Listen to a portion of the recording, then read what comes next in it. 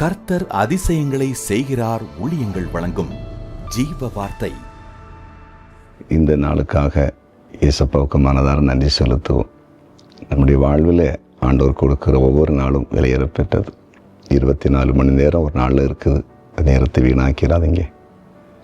ஜெபிக்கிற நேரத்தில் ஜெபம் பண்ணுங்க, வேதம் வாசிக்கிற நேரத்தில் வேதம் வாசிங்க, வேலை செய்கிற நேரத்தில் வேலை செய்யுங்க, படிக்கிற நேரத்தில் படிங்க, நன்மை செய்கிற நேரத்தில் நன்மை செய்யுங்க, தூங்குற நேரத்தில் மட்டும் தூங்குங்க, சாப்பிட்ற நேரத்தில் சாப்பிடுங்க.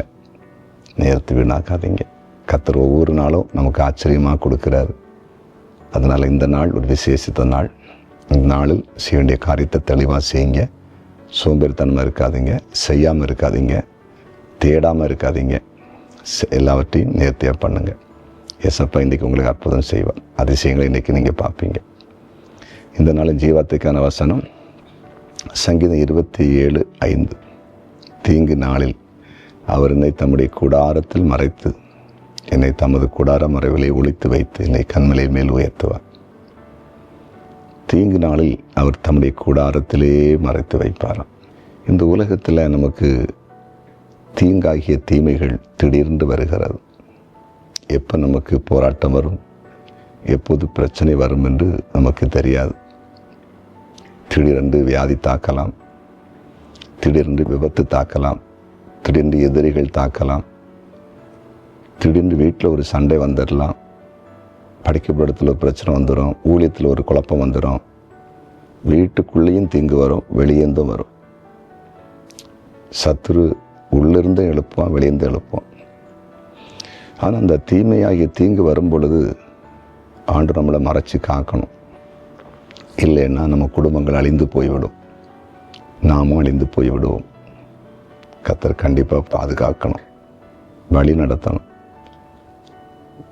பைபிளை நீங்கள் வாசித்து பார்த்தா தெரியும். சில இடங்களில் யுத்தங்கள் நடந்த பொழுதெல்லாம் கர்த்தர் தன்னுடைய பிள்ளைகளுக்கு ஆதரவாக இருந்து அவங்களை கிருபையாக பாதுகாத்து நடத்தினார், மறைத்து நடத்தினார். சில இடங்களில் அவர்களுக்காக ஆண்டவர் யுத்தம் பண்ணினார்.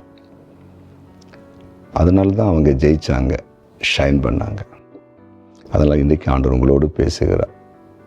தீங்கு நாளிலே நம்மை மறைத்து வைத்து பாதுகாக்கிற ஒரு ஆண்டவர் தான் இயேசு. அவரை உறுதியாக பற்றி கொள்ளுங்க, அவரை பிடித்து கொள்ளுங்க, அவரை நம்புங்க. எந்த தீமை உங்களுக்கு நேராக வந்தாலும் அந்த இடத்துல ஒரு பாதுகாப்பின் கரம் செயல்படும்.